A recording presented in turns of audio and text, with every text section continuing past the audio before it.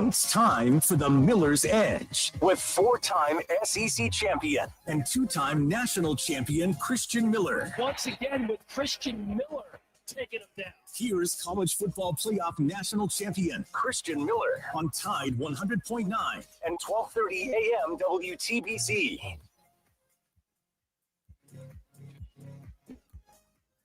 And welcome into this Wednesday edition of the Miller's Edge, Tide 100.9, 1230 WTBC, presented by the Good Feet Store, America's arch support experts. Hope everybody's doing well. Hope you guys are ready for a fun one here on the show. I feel like this has been a good week, man. We've had a lot of action going on, a lot of guests, a lot of talking points, and we've been having fun. And the fun will continue, and it's going to get kicked off really early here on the show today.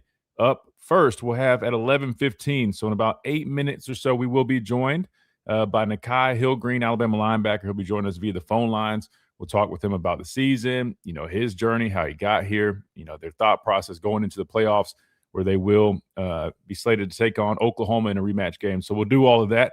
Ask and you shall receive. I know you guys asked the other day for some player interviews, specifically some linebackers, and we made it happen, man. So that's what we do on the Miller's Edge, man. We make magic happen. So that magic will be happening in about 8 minutes or so. So make sure you guys are tuned in for that.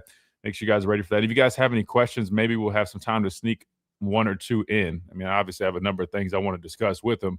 And I know that he's probably on a time crunch given their schedule and whatnot. So hopefully we can get everything in. If not, no worries. But if you guys want to maybe get a question in there, you can always drop that. Where can you do that? Well, you can download that Tide 100.9 app. Hurry up and do it. That way you can drop an app message. Right? You basically leave that on there. I'll pull it up. I got it. So it's set up now. It comes to my email directly. And so I can just keep refreshing that. So I'll make sure we're up to date on that. Plus, that app allows you to listen to the shows wherever you're at in the country, really in the whole world, right? I've had people out of the country listening to it. So make sure you guys download that Tide 100.9 app. Plus, check us out on the stream at The Miller's Edge on YouTube. We stream every day that we do the show. If you guys prefer to watch me do the show, watch us pull up tape, videos, all that good stuff. Sometimes we get guests on here as well. You can do that right there on the stream, and it's free as well at the Miller's Edge. Only thing we ask is you drop a like and subscribe if you guys enjoy the content. We're going to keep rolling with more guests too. At 12 at the top of the hour here, we will be joined by my partner in crime over on the Crimson Tide Sports Network, Gray Robertson, also of SEC Network, as we do pretty much every Wednesday now, right? And we're going to talk these playoffs, this playoff whole scenario picture. We talked a little bit with Chris Lowe yesterday. We'll talk with Gray today, get his thoughts on everything, how it played out, and what he thinks about Alabama's bid, where we got slotted and so forth. So we'll do that at the top of the hour. And then we'll look to go to you guys, 205-342-9904. You guys are always encouraged and invited to jump on the phone lines if there's anything you ever want to talk about, or if you got a question, or you just need to, like Clint Lamb of Cover Crimson yesterday, a little bit of a therapy session. Sometimes he gets to come on here. He's got his own platform. Check them out, Cover Crimson. But sometimes it's nice to be able to vent a little bit on another platform. Definitely understand that. Let me remind you, I got you guys about our friends over at the Good Feet Store, America's arch sport experts. Try before you buy. Nothing to lose. Make sure you guys check them out if you're dealing with any type of pain, whether it's foot pain, knee pain, back pain, you name it. The Good Feet Store will take care of it with their premium arch sport designed to eliminate and alleviate all types of pain. If you're like me, you're on your feet a lot, walking dogs, walking around, whatever the case may be, working out, whatever, right? Check out the Good Feet Store. These are premium arch sports, not your typical orthotics, but premium orthotics designed to eliminate and alleviate all types of pain, clinically proven to do so in just 4 short weeks. So make sure you guys check them out. Again, that is the Good Feet Store, Midtown Village in Tuscaloosa, or you can always go to their website, goodfeet.com, schedule an appointment, find the nearest location to you. They are nationwide. Again, that is the Good Feet Store, improving the quality of people's lives 2 feet at a time. We got about 2 minutes before we hit this first break. A couple things. Reed, Chase, you guys behind the glass, man. And we'll probably go back into this a little bit later because, again, we'll be joined by Nikhai Hill-Green, Alabama linebacker, in just about 5 minutes. But did you guys see any parts of this Ed Odron interview with the Bussin' with the Boys guys? I have not. I think I overheard a buddy of mine playing it next to me, and you could tell when it's Ed because he's got that certain voice. But no, I have not seen him. Yeah. Okay. Well, we got about a minute and a half. But here's a little clip of it, and let me make sure. I might need to cut it off at the end. You guys have the dump button just in case they drop a word or so. this kind of sums up the interview, and this is kind of crazy. This was him talking about his thoughts on NIL. So I'm just going to play this, and we'll go to break. Let's go back in time a little bit. We've had a lot of SEC guys on here. They've never admitted it, but we all know that SEC was NIL before NIL. Hey, I love that laugh. Look at it. We're way past it. Can we now just admit it? It's all good. Hey, you know what? I say, hey, coach, you've been out of coaching for a while, and how are you going to adjust that NIL? I said, well, it's a minor adjustment. And they said, what do you mean? I said, back then, we used to walk through the back door to cash. Now we just got to walk through the front door to cash. I won't leave it at that because I can't remember if it was this clip or another clip. Some profanity pops up, but I'm sorry, but that dude just seems like a good time, and it's amazing that he eats, sleeps, breathes everything. Louisiana, right? I mean, like he's like the epitome of Cajun Louisiana. And then the fact that he won a championship at LSU is gold to me. I think it's hilarious, and just seeing him in this element. You guys, if you haven't seen, I haven't even watched the full interview. I've just seen a bunch of these clips, and I'm like, God, this he's either just has, God bless him with a lot of natural energy. He's using some type of supplement, legal or illegal, or I don't know what his deal is, but he is hilarious, and he's man, good football coach too. I don't know if he plans on coaching. I mean, he's got the leather jacket on. He's kicking it with the boys now. I don't know what his plans are, but I'll tell you this, man. He could probably create some interesting content if he really wanted to do so. So that being said, let's hit a quick timeout. We'll circle back with some of that stuff later. But when we come back, we'll be joined by Alabama linebacker Nikhai Hill-Green. Talk some Alabama football, talk the season, talk the playoffs, talk some defense right here on the Miller's Edge, Tide 100.9, 1230 WTBC.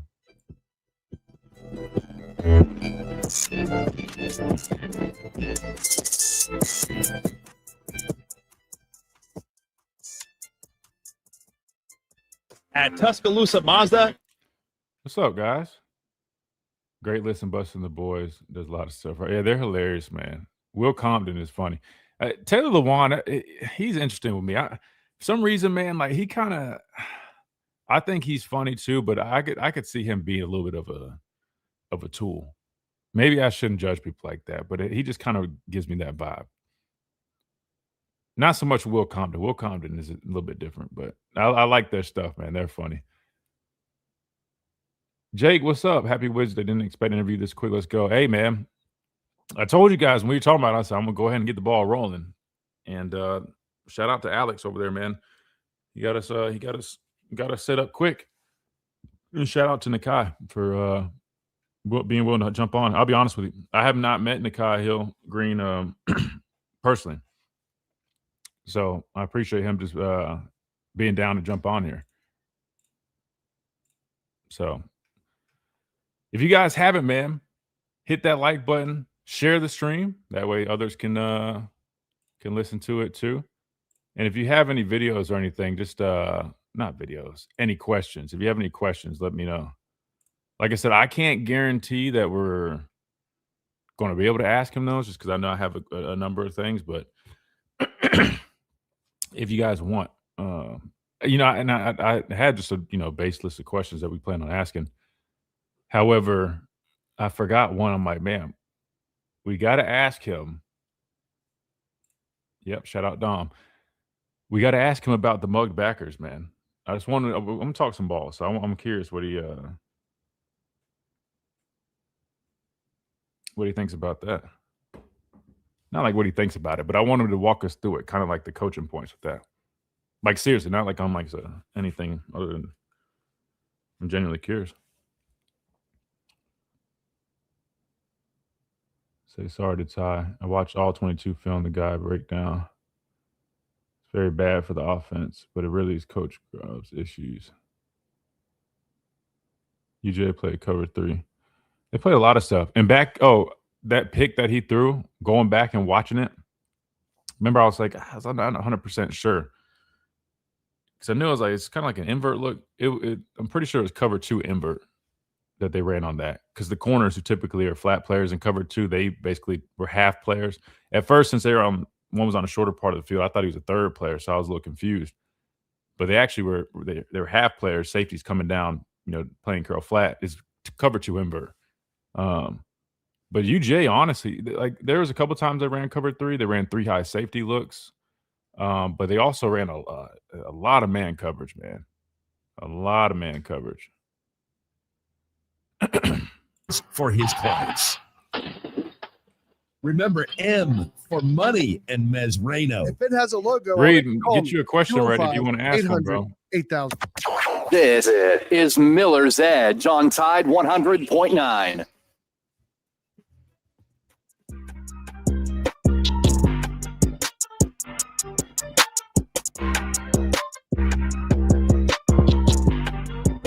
And welcome back into this Wednesday edition of the Miller's Edge, Tide 100.9, 1230 WTBC, presented by the Good Feet Store, America's Arch Sport Experts. We're now joined by Alabama linebacker Nikhai Hill-Green. Nikhai, man, what's up, man? How's everything going? Great. How are you? Thanks for having me. Oh, man, I can't complain, man. Did y'all finish up with practice? What's y'all schedule looking like right now? I know obviously you play next week, but you guys off a little bit? You got practice today? What's it looking like up there at the complex? Yeah, we had a couple of days off, but we got after it today. Good deal, man. Good deal. Well, I appreciate you joining us, man. And I'm not sure if you're familiar with me, but I played here. I played linebacker. I finished up in 18, played with the Panthers a little bit. Now I covered the team and cover college football, but I work with the network. But, man, I'm glad to have you on here. I love getting guys on here to talk football. And I'll be honest, man, I'm a fan of your game. I watch a lot of tape. I do a lot of breakdowns. And you stand out to me. You play with a lot of physicality. I'll be honest. I kept seeing 41 flash. And I heard a lot about you coming in here. Yeah. I heard a lot about you coming in here when you transferred in. And I'm like, I mean, we've got a veteran come in and helping out this linebacker room, which is really good. That's something we needed. But I wasn't familiar with your game, bro. You remind me of a classic kind of old school kind of the guy that we would have probably played with, you know, like downhill thumper. Where's that physicality come from, man? Have you always been that type of player? I mean, is that something you've developed over your career? Where does that like tenacity and that intensity come from? Really just where I'm from. I'm from Pittsburgh, Pennsylvania, a gritty, blue-collar kind of place. And I would say just where I come from, you got to be tough. So that's where I would say it came from. No, I respect that, man. I respect that. Like I said, we watch a lot of tape on here. We're a radio show, but we stream and we watch tape on here. And you can ask our listeners, man. They wanted us to get a linebacker on here. And I was like, man, the guy would be a good one for sure. Because like I said, we turn on the tape, man. 41 keeps popping up, making plays, and even when it doesn't count on the stat sheet, I can tell our listeners, man, when a guy's sitting there closing like that, and he's taking on tight ends, and he's setting edges, and he's not afraid to contact. He's setting up a lot of other players too, man. So I definitely respect that about you. But tell me a little bit. You mentioned your upbringing. Tell me about your journey, how you got here. I mean, you're a seasoned vet, as we would say, especially at the college ranks. I want to say Alabama was your third stop, if I'm not mistaken. How did that all work out for you, Nikhai? Yeah, so in high school, I was highly recruited out of high school, choosing between I went to a really big high school, St. Francis Academy in Baltimore, Maryland. It was a boarding school. We fell short of the national championship my senior year, second team in the nation. Choosing between Michigan and LSU coming in to college. I ended up choosing Michigan. Played there for 3 years, had a lot of great memories and time there. And then my high school coach from St. Francis Academy, he ended up getting the head coaching job at University of Charlotte. Mm-hmm. So I went there for a year with him. And after that, I went to Colorado with Coach Prime last season. And that was pretty good, a good experience. And then after that season, I was all conference and stuff like that. But I felt like there was more for me to do in college. And what I kept hearing from scouts is your competition, you got to play against, more NFL prospects. And what better place to show it at than Alabama, the standard of college football. So that's pretty much my journey here. And it's been great. And honestly, I'm so glad that I came to Alabama. I learned so much over these past couple months, and just the coaches and the players, they've welcomed me with open arms. Man, that's awesome, man. I can't help but ask you. I mean, Deion, he was your former coach at Colorado. I mean, he's a polarizing figure. We see him all over the media with his son Bucky posting the clips. But I want to ask you, I'm just curious, how was it playing for him, and how does that compare to being here? I mean, I'd imagine probably a little similar, because I feel like he's an old school type guy. There's probably some type of standard over there at Colorado with him. How is it playing for Coach Prime? Honestly, it was really good. I learned a lot from him, just small things. Like I could see how he was a Hall of Fame player. He like still gets treatment. He's in the facility first in the morning. Just small things, and I don't even know if he noticed that I picked up on it. Like he always stayed in the weight room, like when we had our workouts. Just small things I picked up on him that helped me implement that into my process. But yeah, Coach Prime, he's a really good dude, and I really liked my time there. Yeah, no, that's cool, man. I couldn't help but ask. I mean, I've seen him from a distance. My dad played against him for a number of years. My dad played in the league for 9 years, and taught him up a lot, as a player. But watched him as a coach, man, he's definitely very entertaining. But you leave there, you come here, and I want to ask you about your time here so far. You mentioned you've enjoyed it, you've learned a lot. Talk to me a little bit about the season so far, Nikhai. I mean, you guys have definitely had a strong season, especially as a defense, right? You guys have really come along, especially the growth and consistent play that we've seen from you guys since that week 1 game. We know that wasn't y'all's best showing, but then since then, it seems like every single week you guys have just gotten better and better. One, tell me, how would you assess y'all's performance as a defense throughout the course of this year? And then 2, what led to that consistent growth and improvement in play throughout the course of the year? Yeah, first I would just start off and just say, like, this group, I'm so proud of this group for what we've done, but I got to say we got another gear. I know we do. Just knowing these guys in this locker room, I know that we have another gear, and throughout the season we focus on being process-oriented and just getting better, and there's no secret. There's no magic pill. We go in every day and we literally focus on getting better, and like we say as a defense, there's no my bad. There's no my bad. Because we know we have another gear, and we know that what elite defenses do, we're capable of doing that. So we really want to put that product out there and really just focus on improving. Yeah, no, I mean, it sounds like kind of the philosophy we've always had, man. No poor me's, no my bads, man. Just go do your job. And I've heard you guys kind of talk about that. We always just said dominate your box with Coach Saban. But what y'all say it's very similar. It's kind of do your 1/11th. Is that right? Is that Kane Womack's kind of deal with you guys? Absolutely. You just you make your play. The guy next to you is going to make his play, and it's all going to mesh together well. Tell me a little bit about this, Nikhai. Again, we're joined by Alabama linebacker Nikhai Hill-Green, man. Big thanks to him spending some time with us here on the Miller's Edge. Nikhai, tell me a little bit about this. One thing that I've noticed that you guys do sometimes, and I'm genuinely asking from like a football standpoint, is y'all have some y'all's backers mugged up on like first and second down looks. And it's something that I've never really seen too much of outside of passing downs. Kind of what's the coaching point there when y'all do those looks like on defense? You know what I mean? Like y'all are mugging in the A gaps on first and second down, more of a rundown situation. Kind of talk to me a little bit about that. I don't think that's what you call vol package. Vol package is when you have the wolf, I think, kind of hovering around. But like the mug looks. Yeah. I don't want to give away too much of the sauce, but like, I got you. I'll simply put it like this: we can show up, we can blitz, we can show up, we can drop out into coverage, we can show up, we can spy the quarterback, we can show up, we can drop out. The D-line can run a game. I think it's just more like not being off ball and letting the quarterback see a clean alignment. So we're mugged up, and it kind of looks muddy to the quarterback. So I'll just say that. I'll put it in a simple way and just say it like that. No, that makes perfect sense, and that I guess that proves what I always was thinking correct. Because in my head, because people would ask, because sometimes I'm just going to be honest with you. I would tell Kane this. Sometimes I was like, man, I feel like it might put our guys in some conflict, versus being able to play downhill, just like you, man. When you get to play downhill, you play fast, you play physical, you go attack.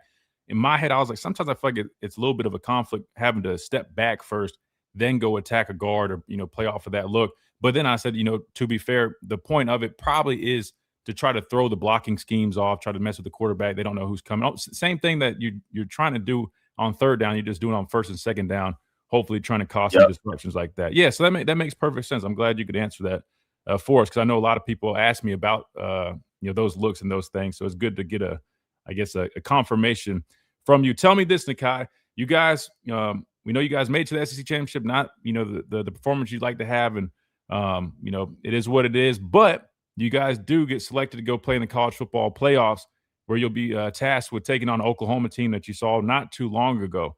What's y'all's mindset in the mentality that you guys are taking into the playoffs right now, knowing, hey, our last game wasn't our best game? I'm sure you probably, got some fire in you because of that, but also you get to go take on a team that you suffered a loss against in the regular season. Kind of where's y'all's head at as a football team right now? Yeah. Where we're at is being process oriented, getting better. We're not dwelling on our shortcomings at all, because we understand that this is a new season. This is surviving in advanced style of a season, and really, it's a blessing and a curse type of phrase that I'm going to say, but nothing that we did before matters, and we understand that nothing that our opponents did before matters. So it's a new season, and we just plan to go 1-0 and keep on getting better. And when the dust settles, we want to be the last standing. Absolutely. Yeah, that was always the mentality that we adopted. So like you said, it's a new season, right? Back when it was a 14 playoff, same thing, but a little bit different. It was like, man, you got like one chance for sure. You guys, same thing. It's, one and done. But you're right, man, 1 week at a time. And, from here on out, man, you got to win every week. And that's all that matters. So I love that you guys are taking that on. Real quick, I got another question or two from you. Might get one from our chat, since we got like 2 minutes or so. But I want to ask you, playing in Coach Womack's system, man, one of the biggest differences that I've noticed from what I played in with Coach Saban and with him, his is definitely a lot more, hey, go out there, be an athlete, let it rip, man. We're going to let you guys be football players and fly around, make plays, and really try to force turnovers, which you have done. I mean, I watch you constantly punch the football, peanut drill, man. You do a hell of a job doing that. What's your favorite thing of playing in this Kane Womack swarm defense? Really blitzing. Blitz is like you said before, like we can show up, and it's not always like I'm creeping into a blitz. I'm already at the line of scrimmage, and the offensive lineman, he doesn't know that I'm already on him in a blitz. He thinks that I'm dropping out, or he doesn't know what I'm doing. So I would say the blitzing element of the defense, he's always trying to get us backers into one-on-ones on the worst lineman. And really just the versatility that we get to show. He moves us around a lot.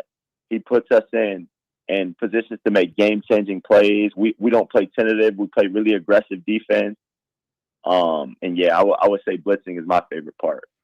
Absolutely, man. No, I always, when I chop it up with him when I'm up there, man, I'm always like, man, it would have probably been fun to be an outside backer, especially in this system too, with the, like you just mentioned, the flexibility, moving around, being aggressive, coming after. Yeah, man, because Coach Saban used to have us so I would have played the Wolf because I was a Jack/Sam, and we used to, man, hand in the dirt, 6 technique, tight fives, and I'm like, man, I'm 235, 240 pounds. I want to be in a 9. I just want to let it rip off the edge. And I see that's what came along. Did you play the mint defense? Did we play what? Did you play the mint defense? Oh, yeah, we played a lot of mint too, especially over like the second half. Because I got here in 2014. When I first got here, it was like we were one of the first waves of like the lighter outside backers before everybody. Like I played with Denzel Duvall, right? And you know Denzel, I'm sure. And Jamie Mosley was my roommate, and so me and Jamie, then Rashawn Evans, if you remember him, we were the first class of like we all were like 230 and under, and so initially.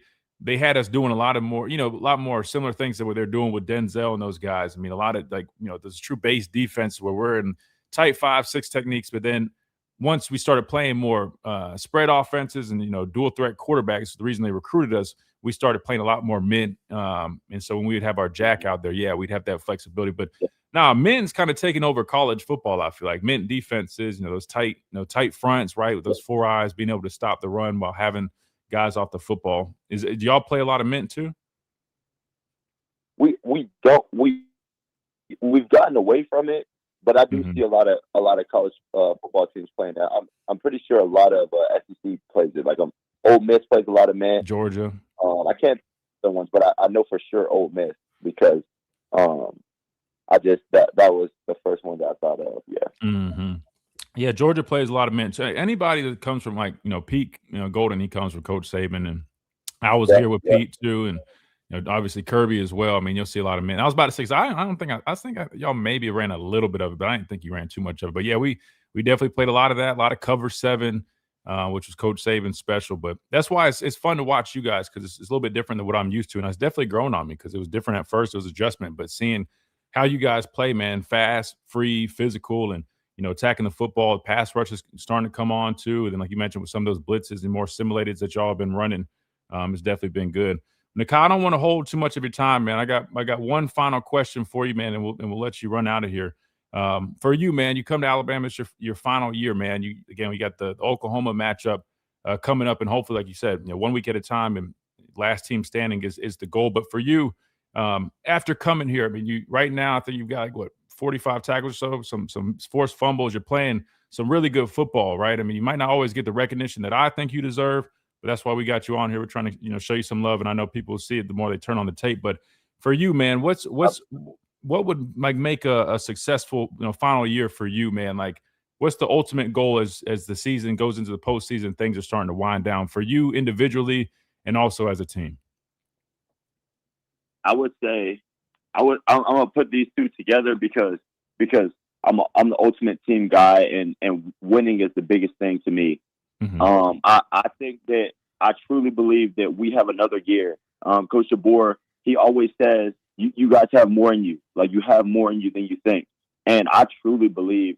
I said the defense has another gear. I think offense, special teams, I think our entire, even coaching staff, I think we all have another gear that we're going to tap into.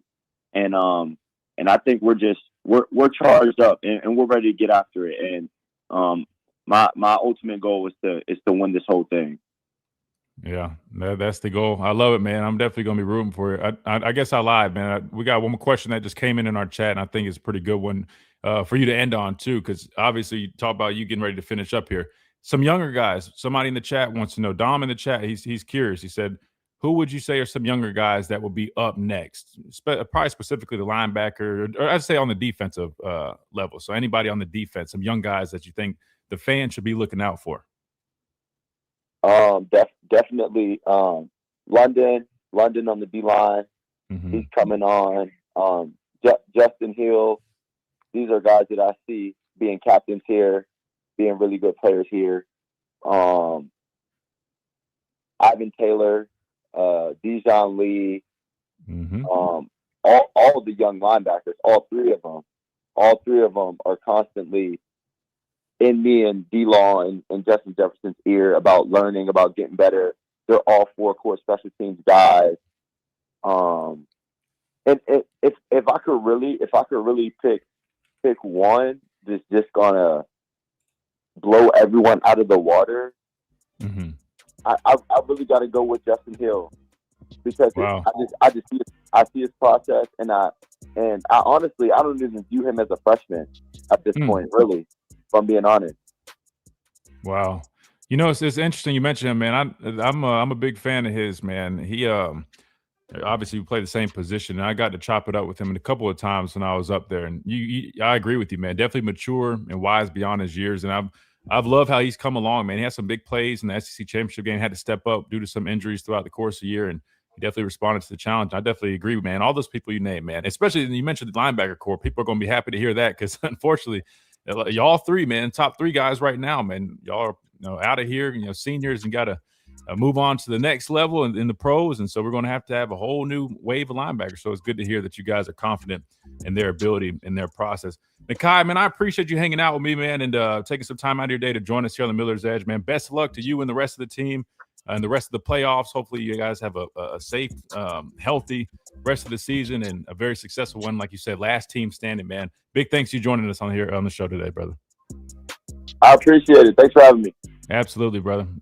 Absolutely. That was Alabama linebacker Nikhai Hill-Green. Big thanks to him coming hanging out with us here on the Miller's Edge, taking some time out of his day. Like he said, they had a couple of days off, but they're back to work today. So big thanks to him joining us after that. We got to hit a timeout when we come back. We'll keep on rolling. Don't forget at 12, top of the hour, we'll be joined by Gray Robertson of the Crimson Tide Sports Network, SEC Network, talk some more playoffs. But when we come back, real quick, we're going to respond. If you guys have any questions, anything you want to bring up, we'll talk about it right here on the Miller's Edge. Tide 100.9, 1230, WTBC.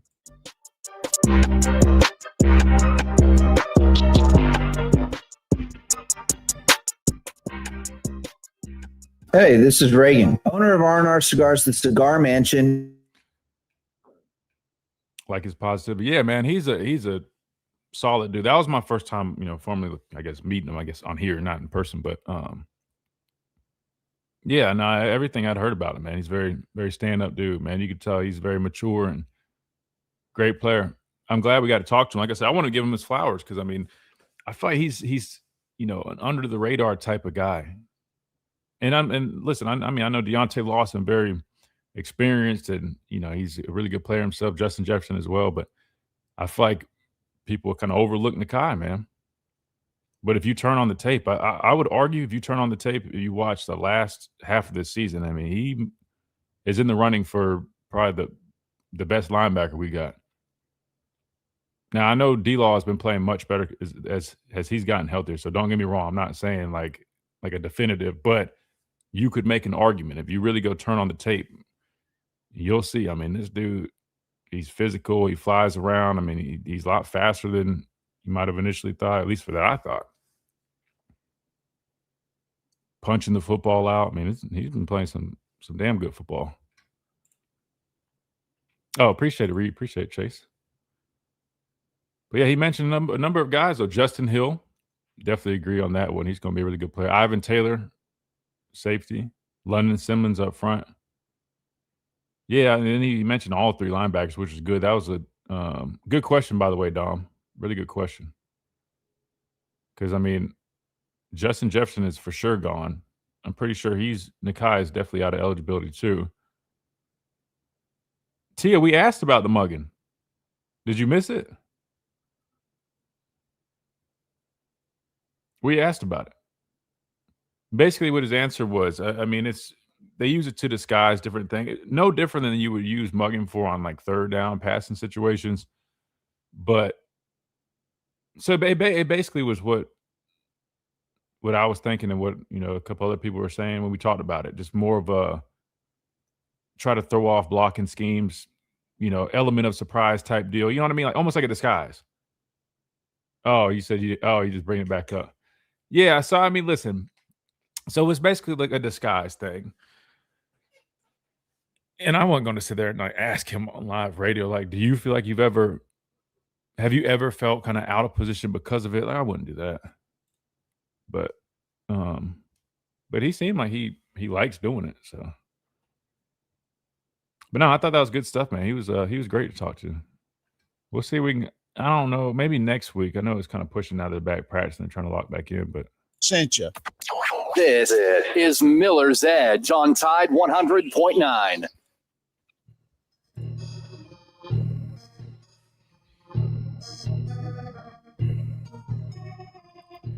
And welcome back into this Wednesday edition of the Miller's Edge, Tide 100.9, 1230 WTBC, presented by the Good Feet Store, America's Arch Support Experts. Big thanks to Alabama linebacker Nikhai Hill-Green, who just joined us via the phone lines.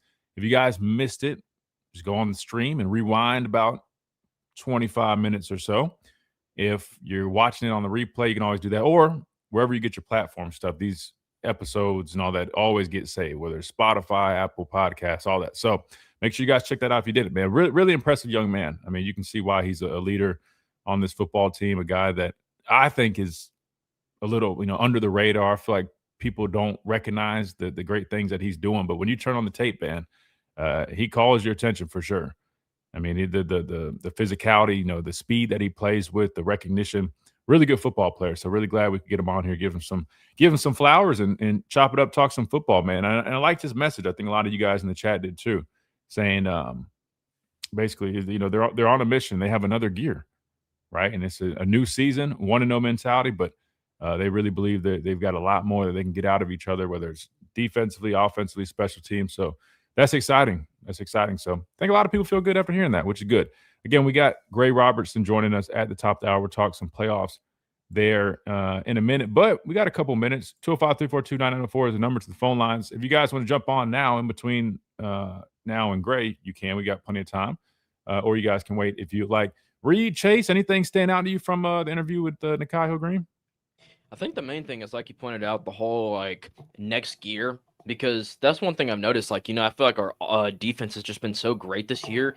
I was kind of curious, what does that next gear kind of entail of? Is that more pressures and more sacks, or is that, like the whole defense tackling one guy, like surrounding him, you know what I mean? Or is that more turnovers? That's kind of, it almost makes me question, like, hey, if we haven't hit our quote unquote ceiling, what does the ceiling look like? Great question. I mean, let's talk about it. I would say defensively, what does that next gear look like? I mean, listen, defense has been playing some really good football. I don't know statistically where everything lands right now. I was trying to pull it up while we were talking to him just to throw out some numbers. But I do know, I think, like total defense, we're at like 3 now. I think post SEC championship game, we're at 3. I know we got up to like 1 or 2 briefly. I think after the SEC championship game, that might have skewed some of the numbers. But listen, our defense is playing some damn good football. If I had to say what my next level or next gear would be for the defense, I would say maybe a little bit more pass rush. I would say just because I know if you look back, like Yanze started coming on, but I would say more of even more consistency there. Like I know we've improved there, but that's really probably one of the highlights of like the things that we need to get better at. If you look at a lot of the numbers, which I'm not saying only the numbers, the tape will tell you this too, but the numbers just on the surface level will show you we haven't been getting to the quarterback as much as we would like. Turnovers, we're like top in the ranks with that. A lot of other categories, but I would say get after the quarterback. That might be an extra gear. I mean, even more consistent stop in the run. I mean, if you go back and watch the Georgia game, I think they had like 140-something rushing yards. And I think part of it was, once we started getting a little bit worn down a little bit. But I would say a little more consistency there. I mean, really, an extra gear could be anything. You could be playing – damn near your best ball. There's always an extra gear. But when I think about this defense right now, I would say even more pass rush, even more consistency, stopping the run, and then getting back to really being those ball hawks. We haven't forced as many turnovers in the last few games as we would probably like, right? Going back to Oklahoma, we didn't force any. We'll skip over Eastern Illinois. Against Auburn, the late one, and then was there another one? Was there an interception or something? I can't even remember. But maybe those things. Offensively, we could probably name a number of things. Starting with up front, you know what I mean? Being dominant, getting push. We're trying to run the football. The backs turning up a gear with their vision, hitting holes. Ty Simpson turning up a gear. I think right now, if you look at Ty, he's so patient. He's hesitant on a lot of stuff he's doing. He needs that confidence back, man. He's got to find a way to get that confidence back. I think that's kind of what's really been plaguing him as of late. You're not seeing that same high level of anticipation and confidence when he's throwing the football right now. And I think that's kind of leading to some things. And I think I think a lot of it has to do with him and his process, but I also think too, if you got to give credit where credit's due. If you look at the defense that these teams are playing, going back to whether it was LSU, whether it's, Oklahoma. I heard a guy talk, a matter of fact, and he was saying Alabama, when they face elite defenses, they do not perform well. And it's kind of crazy because if you really think about it, he's not really wrong. And I'll say, when you watch Oklahoma, the way they played us, just like what Georgia did, we're seeing a lot more of teams. They're bringing a lot more pressure. Not only that, they're disguising more on the back end. Basically, I think what happened was early on in the year, people didn't completely have us figured out like that just yet. I know people have been saying this, but it is kind of true. Just think about it. Like, for example, when we played Vanderbilt, I remember, this sounds bad, but I remember thinking in my head, I'm like, I feel like these defenses are just like we were playing good football, but if I'm being completely honest with you, and I swear to God, I was thinking this. I was like, these defenses are almost like just allowing us to continue to do things. It's one thing like you make a play or two, cool. But like, there's no reason why week after week after week we're just continuously hitting these hole shots when these teams just continue to play these base cover twos and they're not making any type of adjustments. And people have to understand there's different types of adjustments. There's adjustments where you're talking about full schematic adjustments, and there's adjustments where you're talking about, hey, we're just, instead of this guy being 10-by-2, we're going to maybe play him 12-by-2, knowing these guys like to hit, the windows behind here. Or we're going to play this guy a little bit closer to the line of scrimmage. Or we're going to play this. You get what I'm saying? And people were just we were just picking people apart, playing cover two and these zone defenses. We were killing zone defenses. And I think what you've seen is the evolution of throughout the season is that now a lot of these defenses going to Oklahoma, LSU, whatever, they're running a lot more simulated type pressures. They're showing Ty one thing. They're getting to a different coverage on the back end. I had to do, and I'm sick and tired of. No, I'm not sick and tired of doing it, but it's just funny. And I know these people think I'm sassy on on Twitter, but I'm just tired of people posting these things like, "Oh, Tim Keenan dropped in coverage for the second time in a week. What are your thoughts? Why is he doing that?" And they're fueling all these people just to go, "Oh, that's so dumb. Why is a 300-pounder dropping?" And I'm like, you set yourself up to just prove you don't know football, man. We had a former Bama guy literally doing the same technique last night in the NFL in Deshaun Hand from a 3 technique, just not a nose, popping out in that whole window. And guess what? He picked off another former Alabama player.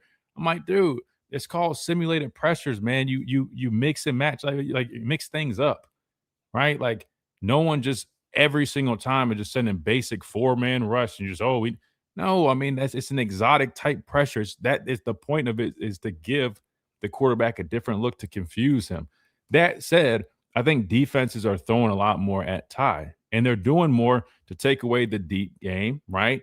For example, Georgia played a lot of 3-high safety look. I could be wrong, but I don't remember them doing that a whole bunch the first time we played them. I could be wrong. I'll go back and look.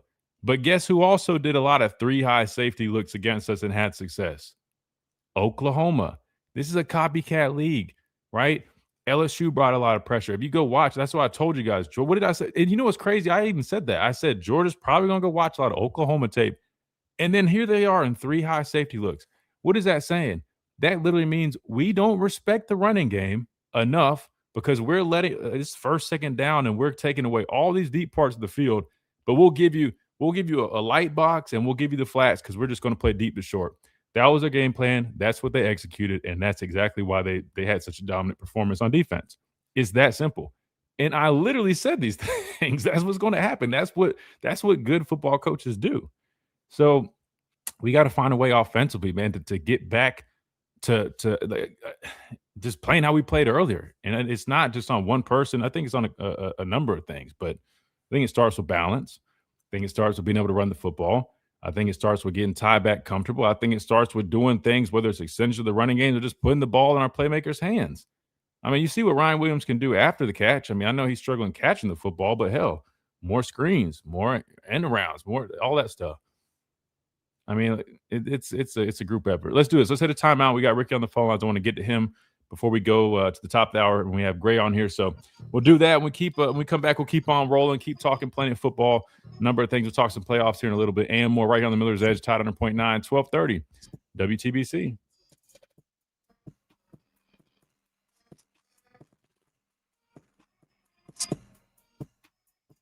Alabama football is back. Just tagged you in AJ McCarron's advice to Ty. Wait, I personally don't like the mug look.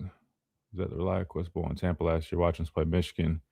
Alabama's mug getting destroyed on the ground. Yeah, and that's why I was saying, I mean, personally, I'm not the biggest proponent of it. I just feel that it puts them in conflict. It compromises their ability, like especially him. Let me just turn it on the tape. You guys know how we do, man. It's easier. Wait, no. I can show you better than I can tell you. It was Oklahoma. Let me show you Nikhai versus Oklahoma playing off the ball. Let me show you this real quick, and you'll see what I'm talking about.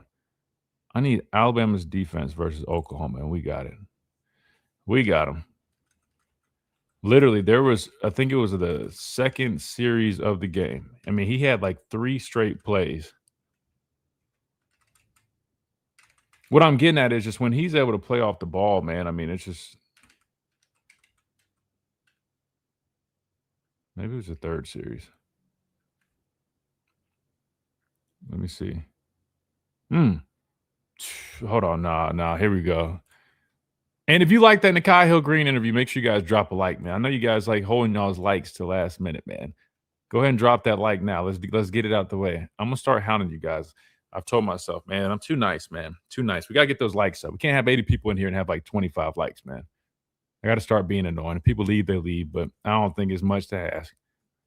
Let me show you, like, for example, this is why I like Nikhai. This is him right here, if you can see my mouse.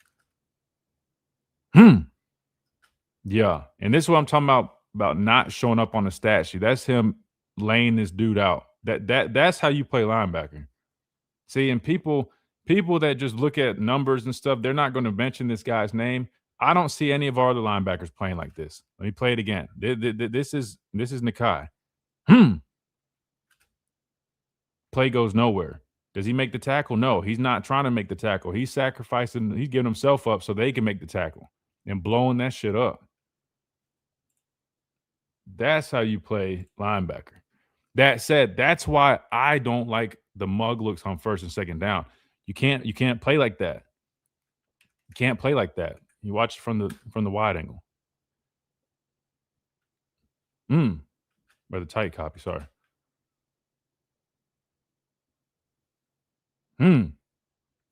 Blows the play up. So who can make the tackle? Teammate, D-Law. He said he's the ultimate team player, man. There's no cap in that. That's it right there. And look at him. Fired up. Get off me. Get off me. I like that dude, man. I like that dude.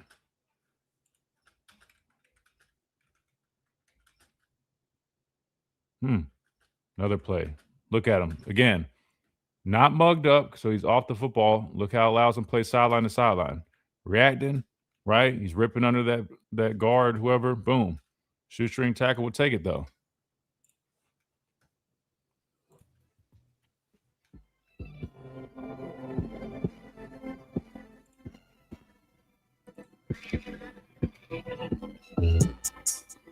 And welcome back into this Wednesday edition of the Miller's Edge, Tide 100.9, 1230 WTBC, presented by the Good Feet Store, America's Arch Support Experts. All right, let's go to the phone lines, 205-342-9904. We got Ricky up first. Ricky, welcome in. What's going on, man? Man, can't complain, man. I'm chilling. How's everything? It's good, bro. It's good. Just I'm down today. I don't have to shoot anything, so I had to figure I can call. Hey, we'll take it, brother. Always good to hear from you, man. What's on your mind? All right. So, do you remember when Colin Kaepernick went on that tear in San Francisco, and he was just balling out? Well, Yeah. at the time, my uncle who played at FAMU, he used to keep telling us, he's like, listen, the reason why Colin Kaepernick looks like a god to you guys now is because nobody got footage on the man.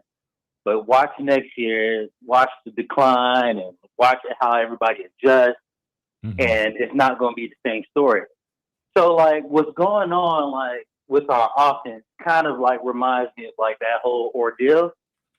It's just nobody knew what you were getting from Alabama after the Florida State loss. I didn't know. I don't think anybody knew. So asking you as a defensive guy, I feel like you guys after the Oklahoma game, it's just well, I think we all know how to plan against Ty Simpson, and that's just to draw up pressure against him. So Ryan Grubb. I know everybody likes to point fingers and they want someone to blame, and everybody on Twitter is an expert. What do you think? What do you think?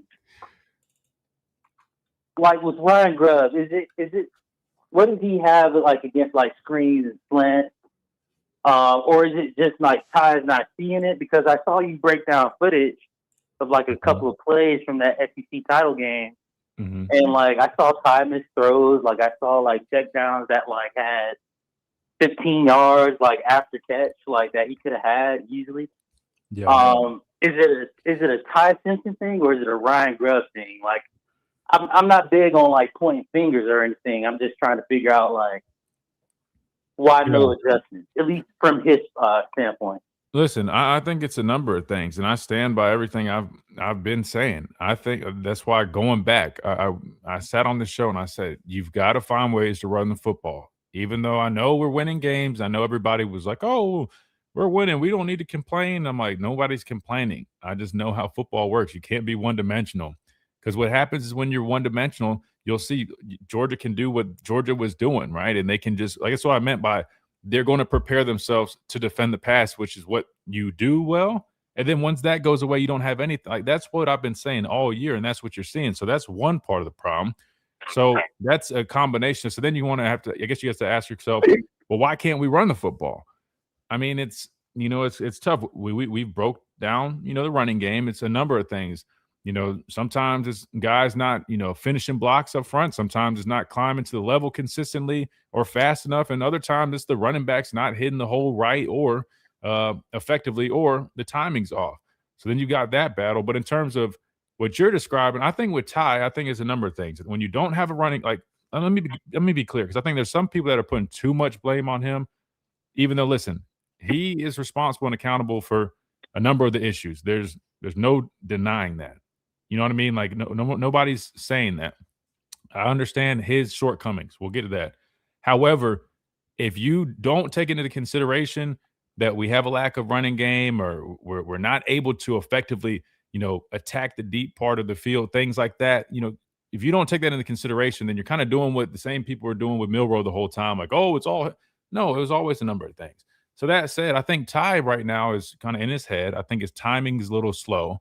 I don't think he's seeing things nearly as well as he was before. Like before, think about he was attacking the middle parts of the field. I mean, in covered areas, but because his timing was good, because he was accurate, because he was confident delivering those throws, we had a lot of success. Now I feel like the problem is I think he's trying to get back to that. In other words, he's trying to do too much, and he's trying to be that guy instead of just taking these check downs and little things and just, you know what I'm saying? Like taking what the defense gives you.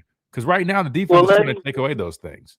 But I also think the coordinator needs to help him out too, right? I think we need to do more things to try to, get some rhythm throws, some screen game, work the perimeter, stuff like that. I think that would help him out tremendously as well. But again, he also needs to play better football and make better decisions, speed up his clock, and do a lot of other things well.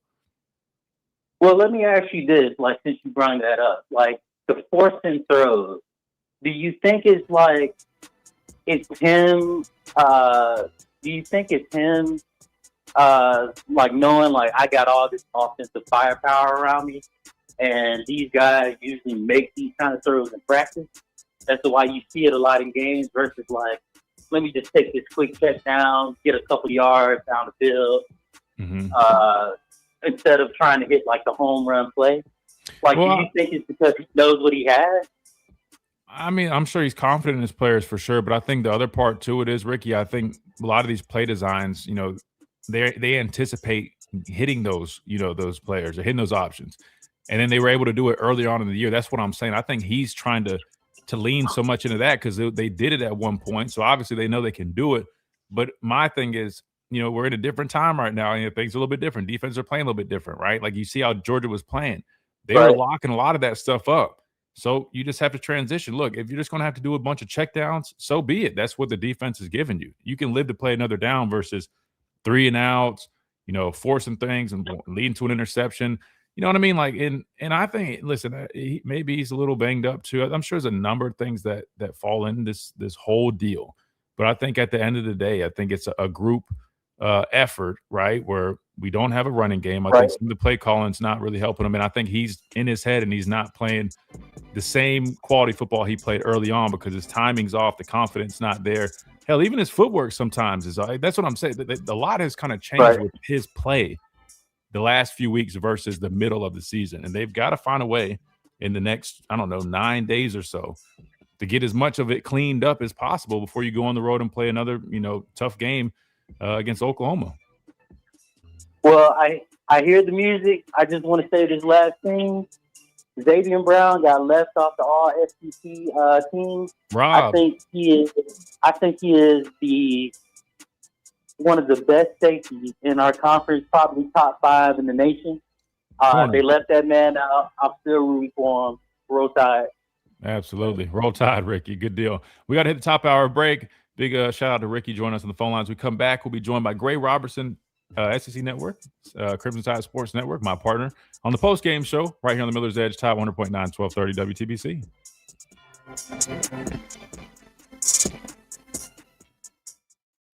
WTBC Tuscaloosa, W265CG Tuscaloosa, a Town Square media station. Tide 100. Boom.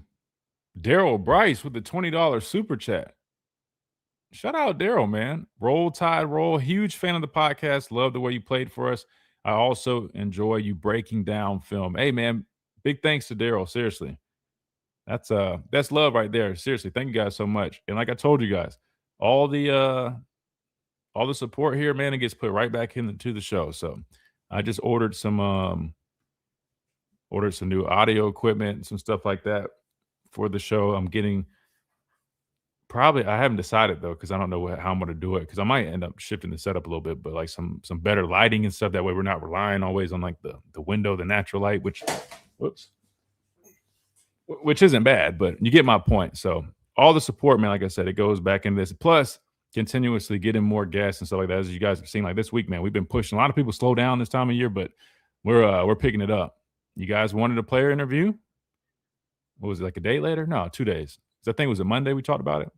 2 days later, we got it. So just know, man, all that support that you guys offer us, whether it's super chats, which we are definitely very thankful for as well. Because again, it's not cheap, right? I mean, streaming services, editing software, all the tech. So all that definitely goes right back into all this. So thank you guys so much. Big shout out to Daryl, man.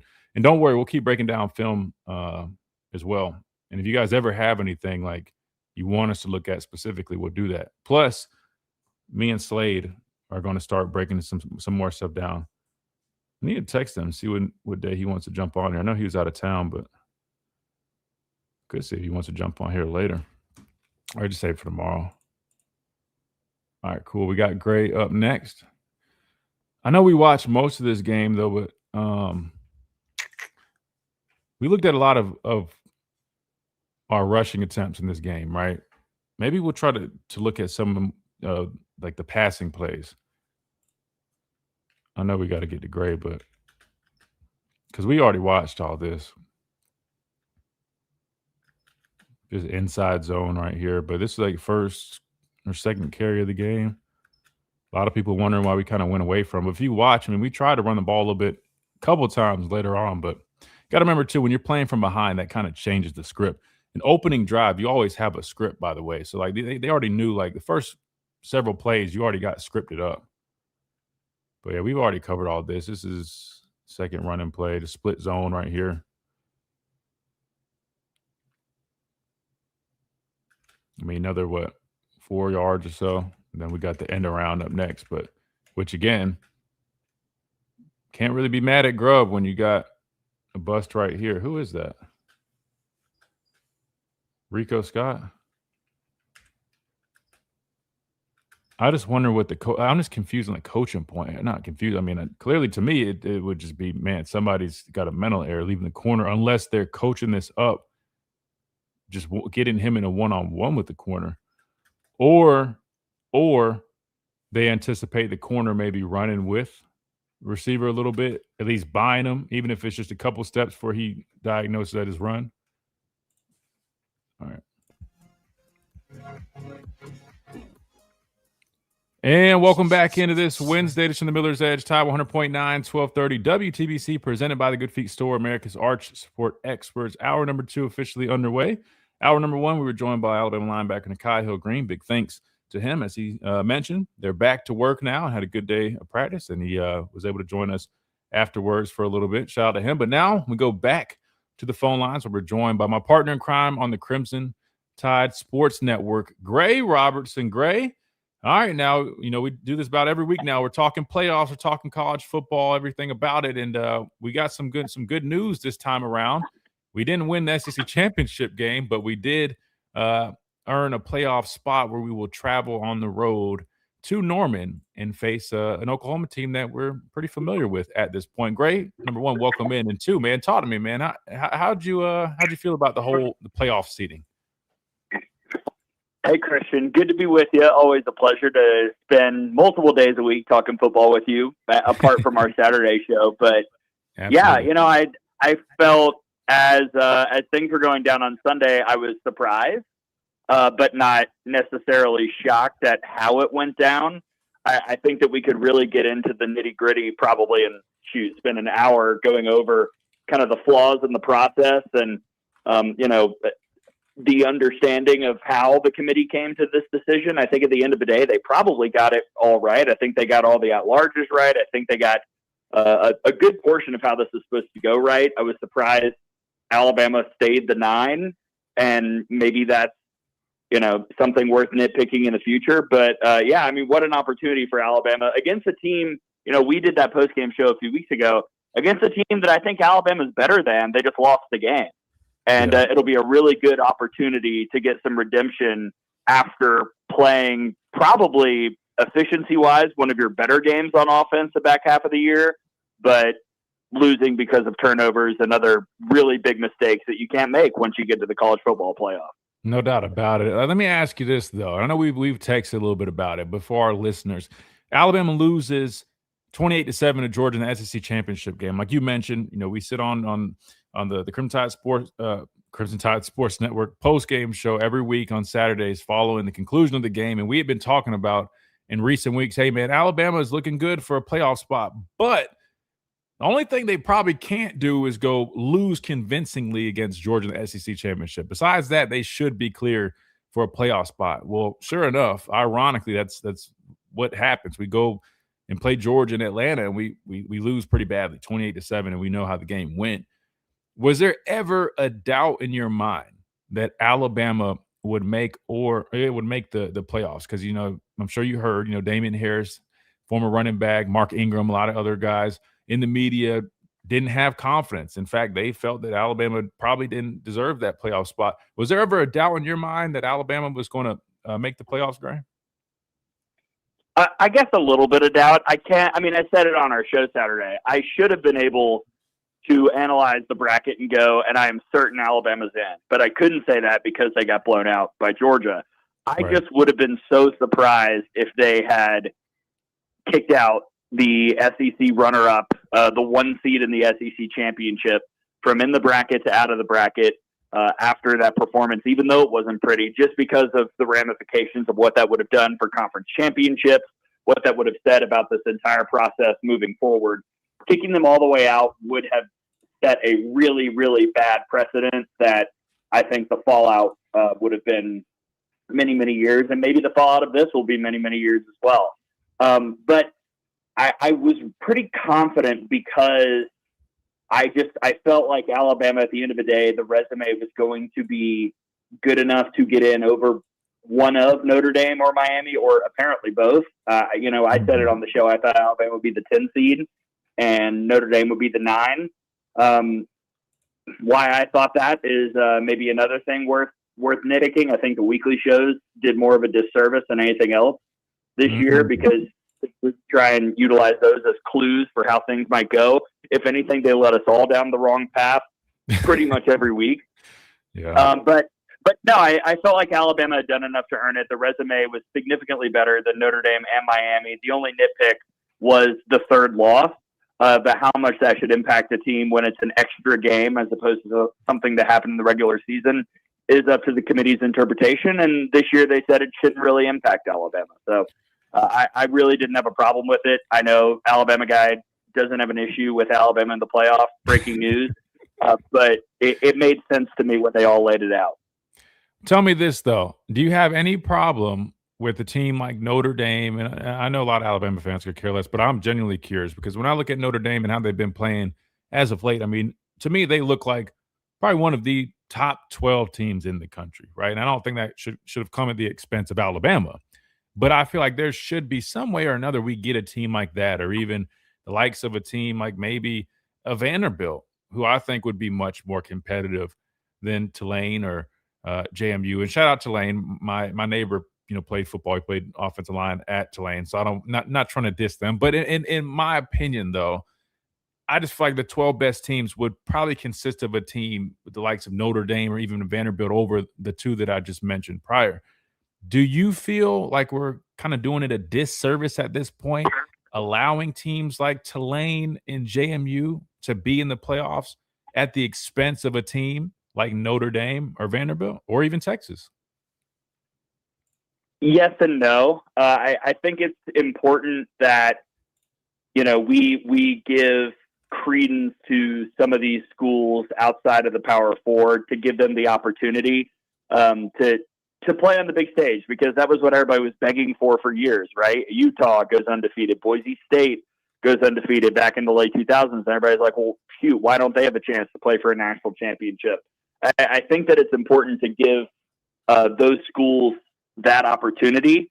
Now, should there be 2 G6 teams in here? Probably not, but that's not their fault. That's the fault of the ACC. I mean, why is we talked about it last week, your tiebreaker scenario put you in this position. 7-5 Duke should never have been in the championship game. Now, shout out to them for winning the game. Maybe that says more about Virginia and the fact that Virginia had kind of an elevated 7-1 conference record when they didn't have to play teams like Miami or a couple of the others that were up in the mix in the standings. But the ACC's tiebreaker scenario and the fact that Miami wasn't in a championship game is a big reason why there are 2 G6 schools in here. And as to the Notre Dame point, them getting left out, I think at the end of the day, again, this kind of goes back to the weekly show thing. If you had told me the debate was down to Miami and Notre Dame for the last spot, which is clearly what the scenario was, then they made the right choice. I mean, strength of record, Notre Dame 13, Miami 14. Strength of schedule, 1 spot difference. Game control, 1 spot difference. Identical records. What's the biggest thing that could separate these teams? Well, hopefully they played. Oh, wait, they did. Miami won. Miami has to be in. Now, you could argue whether Alabama should have stayed or should have dropped. I thought Alabama would drop. That's why I assumed they would drop below Notre Dame. Notre Dame would be the 9, Alabama would be the 10. But when it came down to it, and that last spot was between those 2 teams, it was, the choice was obvious. And, you know, Notre Dame can make as many claims about the ACC going back on their deal, which is insane. The ACC obviously will advocate for the ACC team over the non-ACC football team, or they can blame ESPN, or they can blame whoever. But honestly, like Notre Dame, you make an extra point against A&M, this is all moot. Or you balance out your schedule a little better, or you toughen up the back end a little more, and this is all a moot point. So that's a lot of answers to a myriad of bullet points on this question about the playoff. But specifically when it came down to those 2 teams, like, yeah, of course Miami's going to be in. And I think Notre Dame, while they have a couple gripes here, you know, win. Like that, at the end of the day, win. If you beat Miami, you're in. That's a fair point. And my thing was like, whoa, or just join a conference. But you're right. I mean, if you don't want to join a conference, hell, just win. I mean, you said it best. That's literally what it boils down to. Gray, we're joined by Gray Robertson of CTSN SEC Network. Gray, let me ask you this. We got seeded in the playoffs to match up with Oklahoma, a team that, you know, beat us in the regular season. Like you mentioned earlier, hell, we did not play good football, had a -3 turnover ratio in that game. I mean, you expect to lose under those circumstances. This time around, we have about a little over a week and a half to get healthy as a football team. We know these guys a little bit better. It's our second time playing them. Hell, we just learned that, hey, it truly, in fact, difficult to beat a team twice in one season. But when you look at our seeding, how do you feel about where we're at in this whole playoff deal? Before I get your thoughts on the Oklahoma matchup itself, Alabama plays Oklahoma in the first round. If they beat them, they will then go on to face Indiana, who is the number 1 seed after defeating Ohio State in the Big Ten championship. And then they would go on to the semifinals, where they would face the winner of, I guess, whoever wins out of Oregon and James Madison and Texas Tech, and then so on. How do you feel about Alabama's seeding? Do you feel like it's probably one of the better case scenarios versus a lot of people had us initially at 10 going to Texas A&M, and then we would have to face Ohio State if we won that game? Yeah, I love this if I'm Alabama. I mean, you know, because you're exactly right. We wrote it down on the show. One thing people aren't talking about, I was kind of stunned that Georgia wasn't the 2 seed over Ohio State. So we were breaking down a scenario where it was going to be Texas A&M in College Station, Alabama's first opponent, and then you play Georgia again, and then probably Ohio State in the semis. Any path that does not include another meetup with the Georgia Bulldogs and a meetup with Ohio State, the team that I think is the, you know, eye test wise, I know Indiana just beat them, but I still think Ohio State's the best team in the country right now. It's fine by me. So Alabama, yes, getting the 9 seed little bit of a surprise. But when the dust settled and I was watching the show, I went, oh my gosh, you get an Oklahoma team that you probably should have beaten the first time. And, we'll break it down in a moment. Then you get an Indiana squad in the Rose Bowl. Indiana's never been here before. And I know that this Alabama team is new in a lot of ways to this stage as well. But intrinsically, you know this better than anyone, it's ingrained in the program, being ready for the big stage, something like that. That's something we talk about across all sports all the time. Indiana hasn't been in anything like this in 50 years.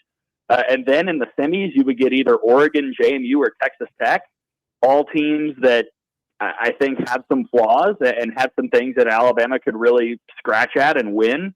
I think that this side of the bracket is much more favorable for an Alabama run compared to the other side.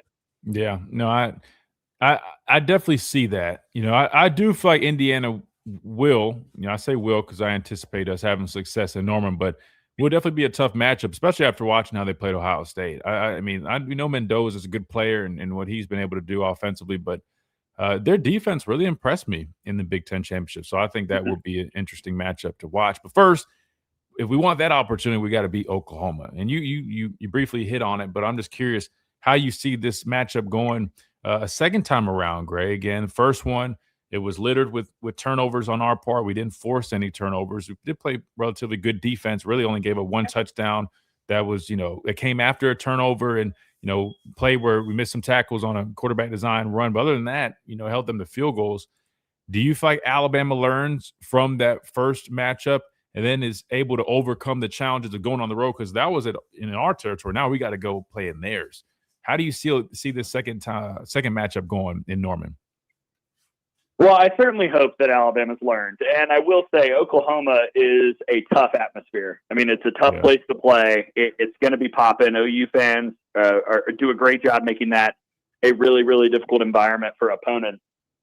But I think if you just tinker with a couple things that we discussed on the postgame show that's kind of stuck with me for the last few weeks, you'll be fine.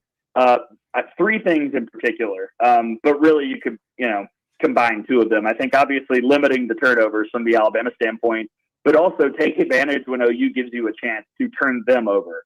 We talked about it on the postgame show. John Mateer is a talented quarterback who will make 3 or 4 throws a game that are really stupid. He will throw it into traffic. He will throw it up. He will give the defense an opportunity to pick him off. We saw LSU do that in the regular season finale, take advantage of the windows that were provided when John Mateer threw it into traffic or made a bad decision. Alabama dropped 2 pick sixes against Oklahoma a month ago. If you convert one of those, then we're discussing Alabama hosting a postseason game potentially on December 19th or 20th. But they didn't. And if they get that chance again, in 9 days, they have to cash in on that. And then I think, the other running back pass pro has got to be a little bit better. I know that that's something that we've isolated. You've talked about it a lot, especially during this stretch in kind of the tail end of October going into November, and then in the SC championship game. But we saw the running backs really, really struggle in pass protection, specifically against Oklahoma. That got Ty Simpson kind of off time, out of rhythm. If they jam Miller, assuming he's back, Daniel Hill, the rest of the guys, hopefully Cuevas as well, assuming he's back. If everybody besides the offensive line can make sure that the window and the pocket is big enough for Ty Simpson to go through his progressions and to get his reads in and to see the defense the way that we know he's capable of, then the offense will have a much more successful time picking apart an Oklahoma secondary that gave up 326 passing yards the first time Ty Simpson played him. Speaking of Ty Simpson, I have to ask you because there's a lot of talk regarding Ty. How confident are you that we can see Ty return to form? I feel like we've been talking a lot about it on the LLH post-game party on the Crimson Tide Sports Network, our post-game show that we do every Saturday. We've been talking a lot about it. Hey, Ty Simpson has to find a way to return to form. We need the Ty Simpson that we saw through the middle stretch of the season to return, right? And I know there's a lot of things that also come into play, whether it's an inconsistent running game, having some injuries, whether it's on the offensive line, some of our receivers. There's been a number of things. I get that. But I'll be honest. I think a lot of these offensive struggles can help be at least overcompensated, right, by his play, which is what we saw throughout the middle of the part of the year. I genuinely think that's kind of what you have to lean into. But how confident are you, Gray, that we can see that Ty Simpson come in back to life in Norman, Oklahoma? I'm confident, but he can't do it himself. You know, he is going to need a little bit of a push. Play calling from Ryan Grubb that kind of gives him some chances to build some confidence. You know, that to me was one of the real issues this past Saturday against Georgia. You know, Ty didn't get off to a good start at all, and it felt like he was behind the 8 ball the entire time. If you can, you know, even against Auburn, he didn't get off to a great start. The second quarter was pretty good. But if you can find a way to get him some rhythm, some confidence early, especially against that defense, Ty's a smart guy. I mean, he will understand if he's having success early, what that means the rest of the way, because he knows how good this Oklahoma defense is. So, yeah, I think there's confidence there 100%. It's not like he forgot how to do all the things he was doing in September and October. He's just got to believe in himself. And I think the offense can do some things to help him out as well, to make sure that some of the issues that have popped up lately don't occur again in Norman. Yeah, well, definitely we'll be hoping and praying those issues don't pop up, because if they do, against really good defense and being on the road in Norman, that could spell some trouble for this Alabama football team. As Nikhai Green put it, has an extra gear that they're trying to tap into, that they know they can tap into. That's what Kalen DeBoer's message is to the football team right now. Great. Before we let you go, and big thanks to you for joining us, man, as you always do, and giving us all this knowledge, everything college football, Alabama, all that good stuff. Give me your prediction, right? I know we're not wizards here, but, I mean, looking at the playoff bracket, and listen, I know we're Alabama fans, so we hope and anticipate Alabama will be able to make a stretch. But outside of Alabama, right, let's back away from our Crimson Tide bias for a second. Who do you feel like has – what one or maybe even two teams do you feel like has the best chances of being crowned national champions if it's not Alabama? Well, I'll cheat a little bit and say 3, or at least 2 teams that answer your question and 1 team that I am intrigued by. Okay. Everything that I'm looking at, my eyes, the metrics, it tells me that the national championship might actually be on January 8th at the Fiesta Bowl if it's Ohio State versus Georgia. And I understand Indiana just beat Ohio State. I do. Like, I watched the game too. And I watched Indiana play about as well as I've ever seen a conference championship debutante play on that kind of stage.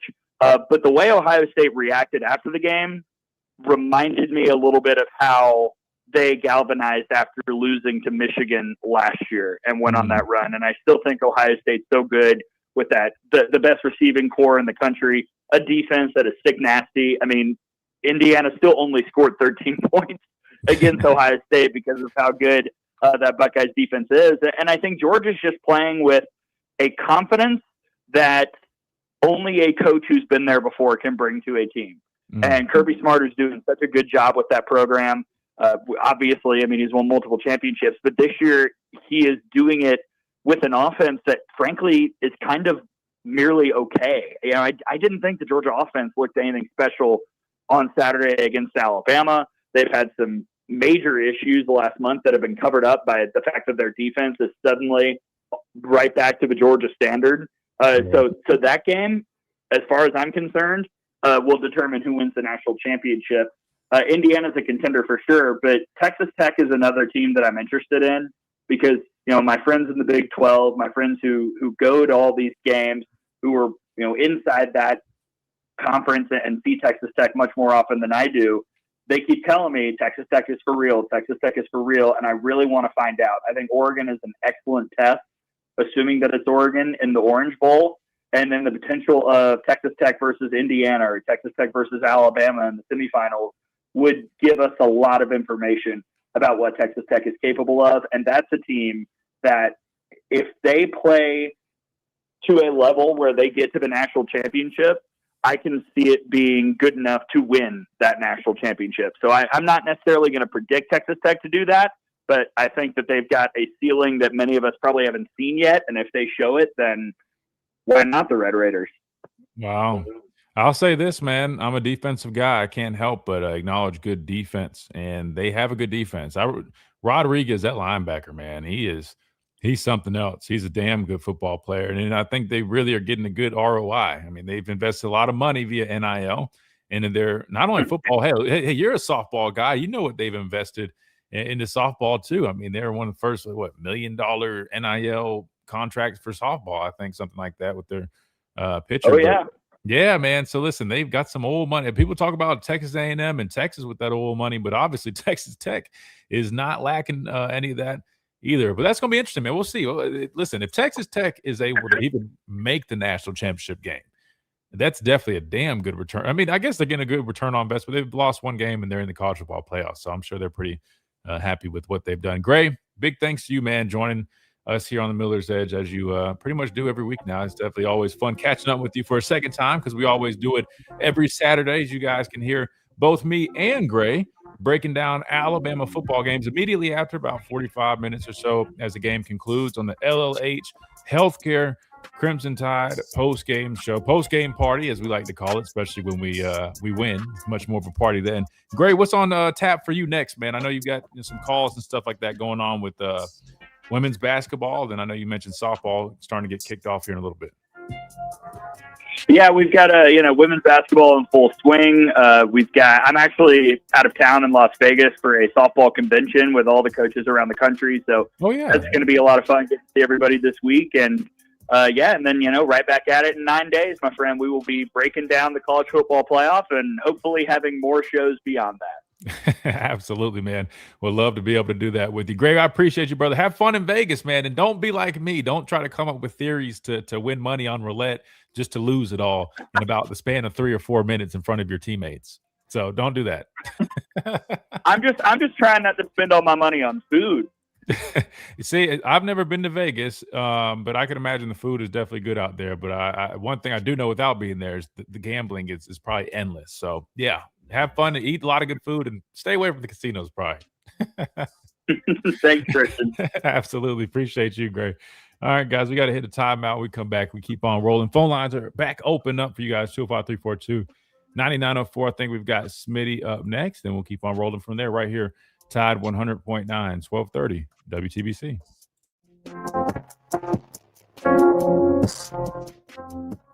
At Tuscaloosa Mazda. Oh, man. Good stuff, man. So we've hit on the playoffs. You got caught back up on that. Shout out to Gray. See what you guys are thinking. Indiana or Georgia? You guys are leaning kind of like Gray. Anybody but Georgia, Oklahoma, Miami, or OSU. Yes, sir. Well, let's see. I think we're doing pretty good on likes, man. You guys responded pretty well to it, to the call for likes. We're at 41. Yeah, let's see if we can get it to 50. Let's see if we can get it to 50 likes real quick. Shout out Dom, man. We're going to task Dom as being like the likes supervisor. We need to do the mods thing. See, we had 2 drop. Every time you mention the likes, man, a couple of people are going to drop, man. People are allergic to likes, man. They're allergic to likes. Oklahoma will drop 7 players, 10 yards deep, keep everything in front of them. We had to run the damn ball. Listen, a lot of people have been doing similar things, right? I mean, why not? We pass the ball 40 times a game. We don't run it much. Well, you would be foolish not to try to take away the passing game like that. OSU. So it seems like a lot of people leaning in OSU and Georgia's favor, man. Which I have to say, I agree. Those 2 teams definitely feel like, and like Gray said, even though Ohio State lost, just seeing how they're playing again. They played against a good Indiana team. I don't think they played great offensively. Julian Sand had an okay game. I don't think he was great either. But also looking at how Georgia's playing right now, if they continue on that trajectory, which they've been doing that over the course of this season, outside of the Georgia Tech game, man, they're playing some really, really good football. Like he said, offensively is nothing to really run home about, but it's enough, right? They run the football well. They got a quarterback that adds that element, that +1 element. He can make the throws that you need him to make. And their defense is playing really good, man. The defense, that's what I was saying, man. This Georgia defense this time around is way different. The defense we saw the first time around against Georgia, they didn't look very comfortable. They didn't look very confident. They didn't get pressure on Tide the way they won. Now, second half they started picking it up, but to me they didn't play nearly as inspired as they played in the SEC championship game. Like that defense we saw with Georgia in the SEC championship game was flying around, instinctive, right? I mean, strapping up our guys in the back end, relentless, getting after the quarterback. I mean, they played some. Matter of fact, I had this tape pulled up. Like you're talking about running the football. I mean, like look at this. I mean, that's about that. I mean, look at this wall they're making up front. These are supposed to be double teams. These are supposed to be combo blocks. You got a combo between the tight end and the tackle right here, then climbing. Then you got center and right guard combo, right? Or he's supposed to, chip that hip, right, and climb. So he ends up climbing. But look at where this guy's playing. I mean, he's jacking our right tackle up. There's nowhere to really go. You know what I mean? So they did a good job on the line of scrimmage.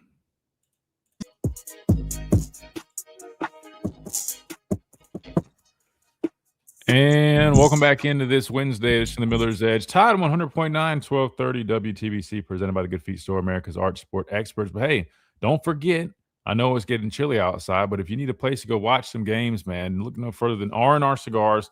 They've got the best humidor in the Southeast, but they've also got, and again, it's a mansion, right? 2703 Gary Fitz Street. It's a mansion converted into the cigar lounge. They got TVs throughout, over 160 bourbons. They utilize the Yay Alabama beverages, so you can get those there as well. But they've got wraparound porches, and even though it's a little chilly outside, it's sunny earlier and it felt pretty decent. But they've got the heaters, so you can go fellowship, watch football, watch basketball season going on, whatever it is that you like to do, and enjoy a nice steak and a nice drink responsibly right there at R&R Cigars. Plus, they are doing the toy drive like they were doing the food drive. They now are doing the toy drive, so make sure you guys help them out with that if you can, if you have that ability. A lot of folks in need this holiday season don't have the means to really, do a Christmas the way they probably would like to. So you can always help out if you do have some extra, resources, toys, or money to even help support it. So they're doing that at R&R Cigars, 2703 Gary Fitz Street, where you drop off the toys during their business hours. They would gladly accept those as well. Plus, you can always go to the website and order any cigar that you like and use that code Miller's Edge for a discount. Again, I think it's around like 20% or so. So make sure you guys take advantage of that at rnrcigars.com. Again, that is R&R Cigars, the official cigar provider of Alabama football since 2014. Phone lines, it is 205-342-9904. We got Smitty up next. Smitty, welcome in. How's it going, Christian? Hey, it's going, Smitty. How's everything, bro? Gonna be another 75-degree day here in sunny Phoenix, man. Just keep rubbing it in.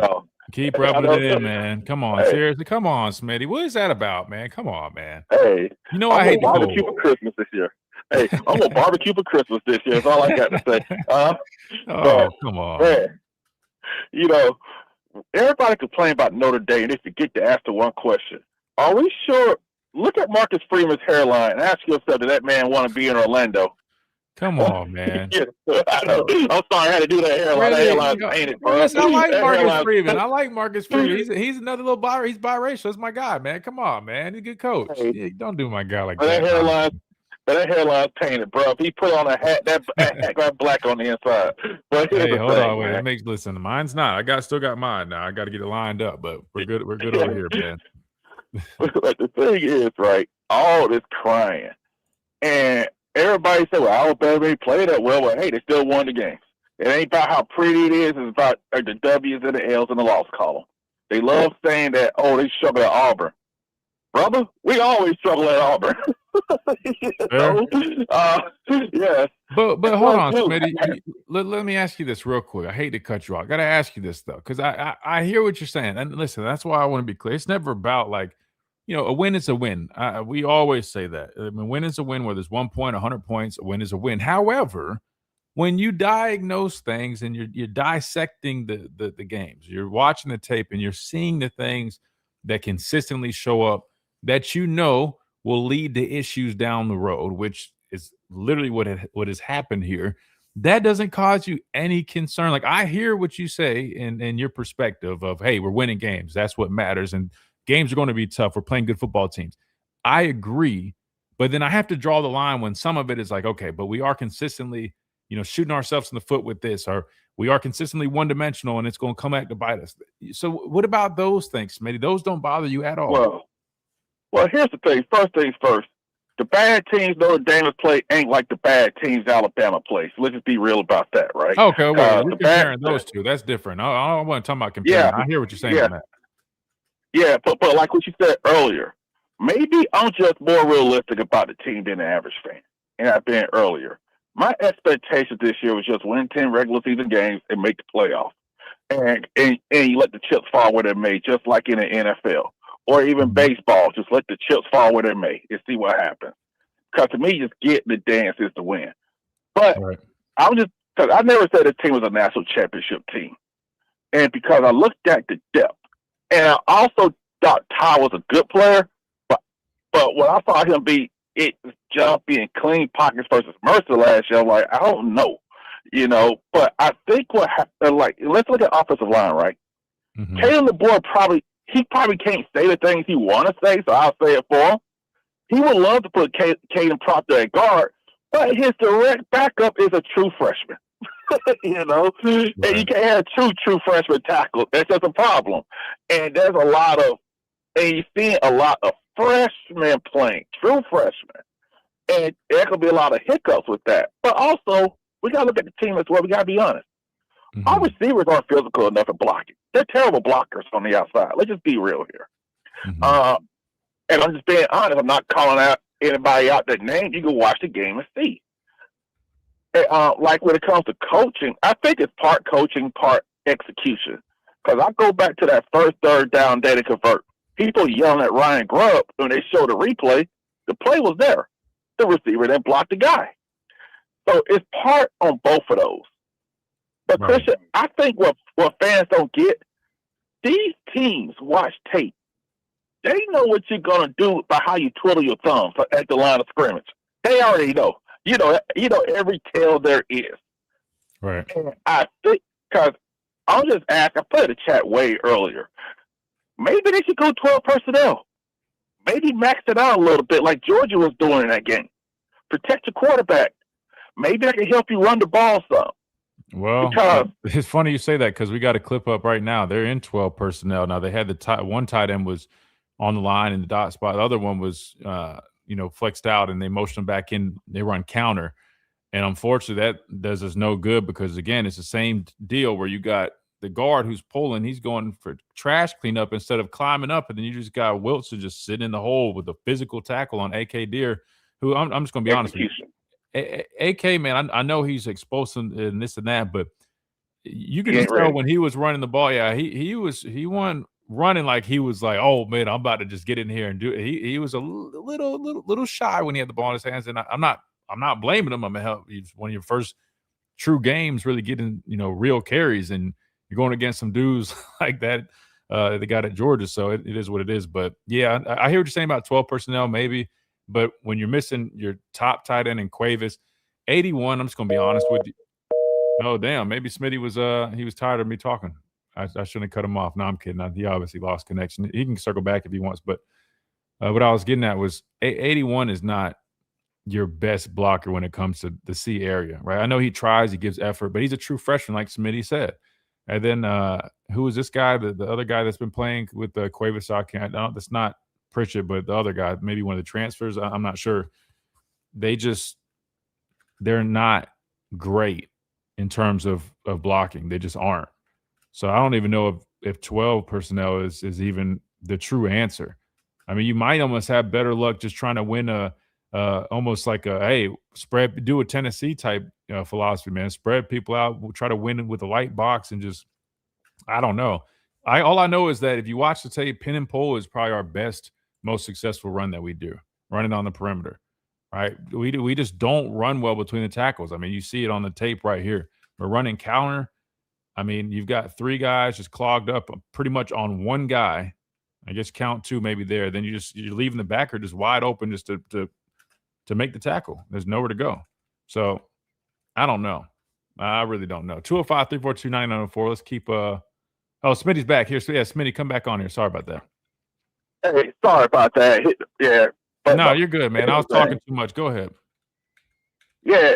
When it comes to AK Deer, that's why sometimes you might want to, if you can, get some guys some carries against better competition. because it's kind of like throwing a kid into the water for the first time. Hey, I've never been in here. At least get me in the wading pool first, not the deep end. Maybe that. Because that's what I'm talking about. When you're true freshmen, you throwing a lot of them ain't ready yet, and that's supposed to be the case with a true freshman. But I think like what you were saying about the Tennessee, maybe he's got to spread them out. And I think one thing Ty might have to do, even if it's one-on-one coverage, throw it up there. Because you might have to throw the 50-50 ball sometimes, because I was joking with my dad. One thing Milroe did, hell or high water, if it's one-on-one, he going to throw that 50-50 ball. Because even if it's incomplete, you have to respect he going to throw it. you know? And that's the thing. If he's not willing to let it rip, that's another thing, because teams peg your personality also. Now, correct me if I'm wrong on this. Teams know who they can blitz, and teams know who they can't blitz. I always compare to Bryce Young, for example, because he didn't have the Tua roster. There were games where Bryce Young got the tar kicked out of against a better Georgia team. He didn't look flustered. Now, every play go his way? No. Did he win some of those games? No. But I think he didn't really look flustered to me, even though he had his issues with line and stuff like that. And I think teams know if they can fluster you, they got you. Because even in a clean pocket, you may be shook. Because sometimes plays were there. And I think with Ty, maybe they just need to get him some quick, easy passes to see some completions. Maybe get Ryan some screens and let him make somebody miss. Or better yet, just keep running the ball. Even if we stink at it, call it, you know. But my last thing, I know you got to run. We talk about that 12 personnel. There was one where Vandermark just whiffed on the guy, didn't even block the guy. And it's like, how can you play the coordinator if the guys ain't producing? And the other thing is, if he's in there, that's showing he's the best that we have right now. But I think this year's a successful season because you went 10-2. And let's see what happens the rest of the way. But thanks for taking my call, Christian. Yes, sir. Always, Smitty. Appreciate you, brother. Good deal.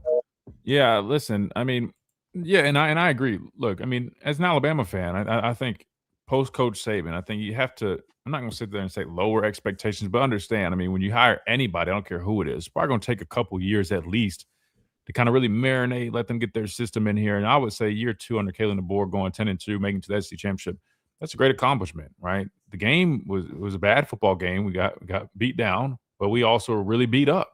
So, you know, that's part of it. And, hey, we're in the playoffs. And one thing I do know from experience is that championships erase pretty much everything else. In 2017, we went on the road and we lost to Auburn in the final regular season game of the year in the Iron Bowl.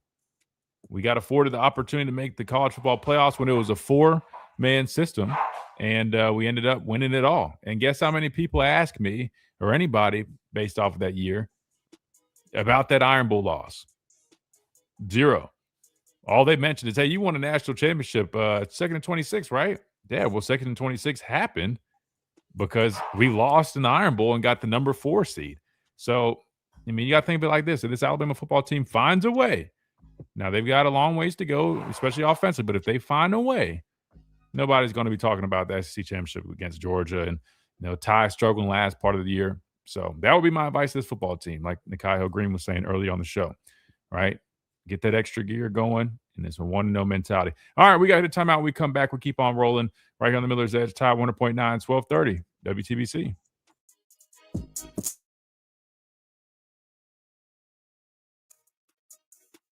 Frontal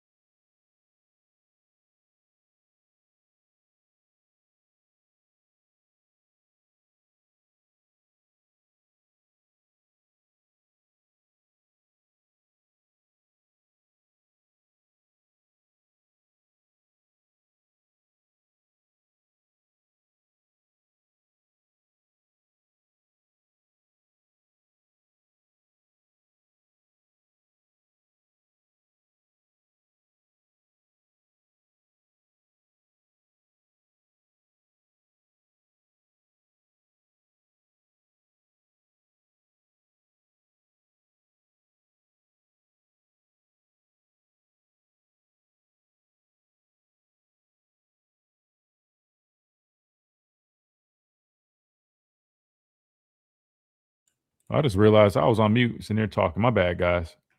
Hold on 1 second.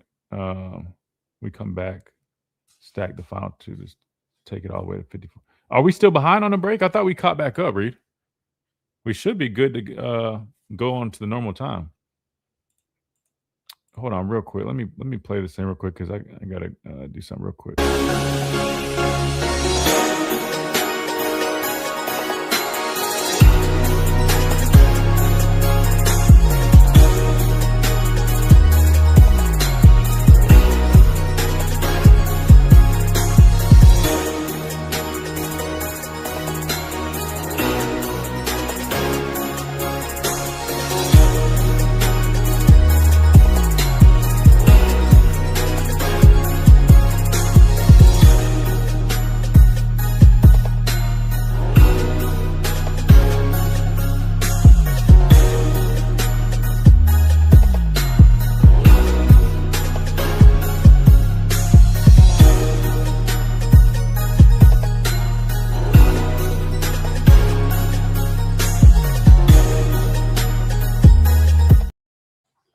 The unexpected happened. All right, sorry about that.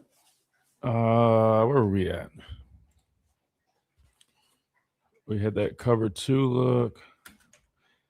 Georgia plays cover 1 right here. Man, Ryan Williams on the China route. Like, oh, and by the way, pockets have been pretty clean up to this point, if I'm not mistaken, from what we saw. I wish Corey was on here. He was certain Alabama wasn't getting in after the loss Saturday. Man, that dude there, man, he took over that church and he then turned back into Where's Waldo, man. I hate to say it. That's kind of I hate to say it like that's kind of what you get out of my dad, man. He's here 1 minute and he's gone the next. I mean, you just don't really hear from him.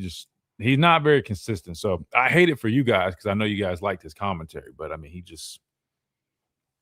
literally be here one day, then I just don't hear from him for like a month.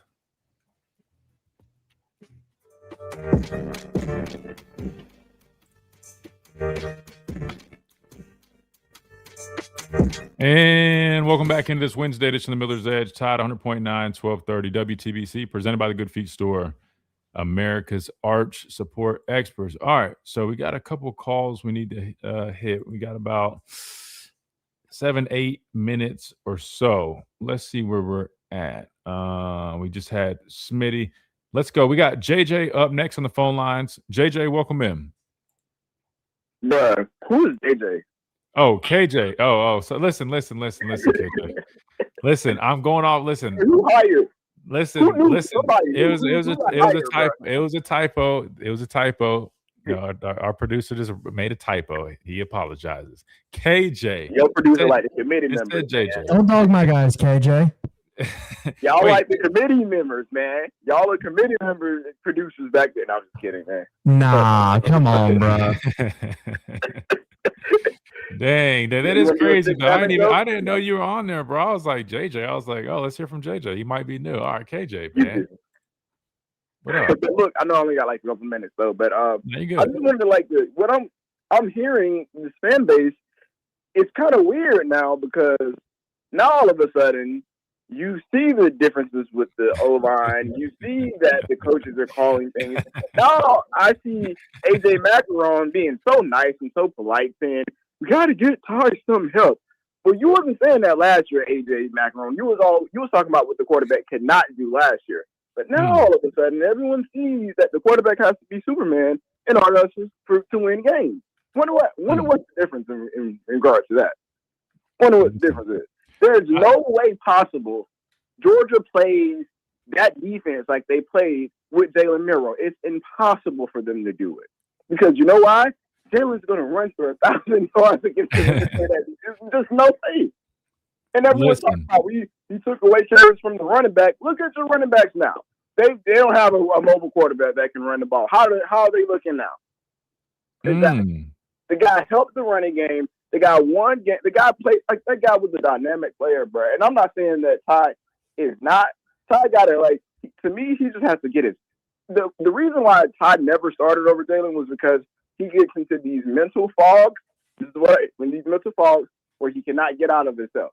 Once he gets out of that, Ty can be the damn good first round quarterback. No, don't get me wrong, but he has to stay consistent with that. You cannot miss those layups when the running back is in the flat and you're overthrowing and looking like a deer in the headlight. Like, you can't do that, man. Like, I don't know, man. It's just, I don't know. This season is stressful, man. The season is stressful because this is the season that everyone told me that, hey, he has everything that he needs now. It's going to be an amazing offense, and it just hasn't been that. Well, I'll say this. You already know who said that in terms of, Ty's breakdown or analysis. That's what I've been saying that for years. People didn't listen to me, but I was telling you guys, I mean, that he can make throws and do all that, but that's one thing. Sometimes, when he makes a mistake, it kind of snowballs. Again, we've been saying it for a couple of years, so that's a part of it. But I thought he outgrew a lot of it the way he had been playing, and unfortunately, we're seeing it kind of rear its ugly head on the tail end. The turning point of the season was, Christian? What's that? The turning point of the season for Ty? The turning point? When was that for you? Yeah. Or in your opinion? That second game after the FSU loss, when they threatened to play Austin Mack and they lied and said that there was no quarterback. No, they were threatening to play Austin Mack and they set him on the bench for a series or two. Mm-hmm. That was the turning point. That was the, oh crap, this is a real turning point for him. So I don't know what we need. I'm not saying to bench him. I don't want him benched. I don't think that there's nothing Austin Mack can do. The only person that I think could do anything different was Kenyon Russell because of his legs. That's it. But we may need to go back to do something to wake him up a little bit. Like, I don't know. Well, it's funny you mentioned that point about Milroe, and I'm not making this up. Even though people go, when you start a sentence like that, you probably are. No, I promise I'm not. I was thinking about that just like watching this tape earlier, and I was like, man, Georgia, they look so good in this game. Part of it is, you talk about the lack of running game, right? So they're not respecting you there. They're teeing up. They're calling pressures. They're strapping you up on the back end and taking away the deep stuff. But then I immediately thought that in my head. Yeah, and I immediately thought, like what you were saying too, I'm like, man, that's when a guy like Jalen Milroe and his skill set comes into play because, like you said, it forces a defense to stay true and honest, and they can't do all that. You play all that man if you want to, but that means all those guys' backs are turned, and guess who's about to scramble for 15+? Him. Especially, I mean, the line have been protected decently, right? They've been doing a pretty good job. I mean, there's been a couple of breakdowns here and there, but in pass pro, the line has been decent. The running game, different story as of late. But I'll say this. I mean, you're right. It is interesting. Some people are definitely finally, opening their eyes to the other things, and I think that's what happens when you have a quarterback with a skill set like Milroe. He's going to mask a lot of those problems. And again, when the running game's not working, that's why you lean into him. And you already know this. You listen to this show for years. We've been saying all these things. That to them, though. Yeah, you stated that to them when they were talking about him taking away the carries from the running backs. I remember you literally stated he's the best runner on the team. Of course. But KJ, now they see it, and that's at the end of the day, and I appreciate you giving us some props. But like I said, that's not why I do it. At the end of the day, I know what my eyes see, and I know what I've learned over these years of playing football. People that's why I always say you got a choice. You can choose to listen to other people that are just saying stuff on a platform. You can listen to somebody who knows, and everything we say on here is 98% accurate. That said, at the end of the day, man, listen, I don't know if, like you said, maybe Keelan Russell is a change of pace, but I don't even know if the other guys would be a huge difference right now with all the other glaring issues. I do believe, listen, AJ is right. Ty does need some help, but he also has to get out of his own way too. I think it's a combination of both. I think the coordinator could also help too, but we'll see, man. Hopefully them getting healthy and having some, like, I don't know, some new life. I mean, we had Nikhai Hill-Green on the show. I mean, judging by how he sounds and, that the energy that he brought here on the show, they're excited. They're anticipating this matchup against Oklahoma, and hopefully the defense has had it. Hopefully that can, the offense can feed off of that a little bit and get back on their feet because we're going to need it, especially, for even first game. I think some people are kind of looking at this first game, Kate, and just kind of saying, oh, it's Oklahoma. We played bad. We should handle that. But I'm like, you got to remember, we're going. No. I'm done doing that. I'm done with that logic. I've had that logic where I just assume things. I'm done. I got to go by what my eyes see. That's why football players are not. They're not saying that Alabama didn't deserve to get in because of their resume. They're saying because of what they see right now, football-wise. This team cannot beat Oklahoma. Notre Dame, and this team cannot. They haven't shown that they can beat Notre Dame, or they haven't shown that they can beat Miami. Not saying that they haven't played weaker competition in them. They're going off what they see in right now. This is what football players are doing. So you gotta understand. Like, you can't be mad when they say that. They just have to go show it. They shown that they could do it during that stretch. they have to show us now. Again, I'm not going for it anymore in terms of assuming. I've seen your offensive coordinator, and we're saying don't blame the OC. Yeah, I'm blaming the OC. He doesn't even give the ball to his best playmaker. Of course, I'm going to blame him. It's his fault. Like, what are we talking about? Oh yeah, man. I don't know. You got to do a lot better, man. Spoken like a man that could potentially be good friends, maybe best friends, some might say, with one of the better NFL quarterbacks. Hey, no, I'm just saying. I'll just mess with you. KJ, I appreciate you, bro. Good to hear from you, man. All right. Same here, man. Take care, y'all. Yes, sir. Be easy. All right, we got to get out of here. It's been a fun one here on the show. Big thanks to everybody. Nikhai Hill-Green, Gray Robertson, our guests here on the show today. Big thanks to all of our listeners. Tide 100.9, definitely over on YouTube and Facebook as well. Big thanks to Reed, Chase, all you guys behind the glass, making everything work. We appreciate it, and we look forward to doing it again tomorrow right here on the Miller's Edge, presented by the Good Feet Store, America's Art Support Experts. Tide 100.9, 1230, WTBC.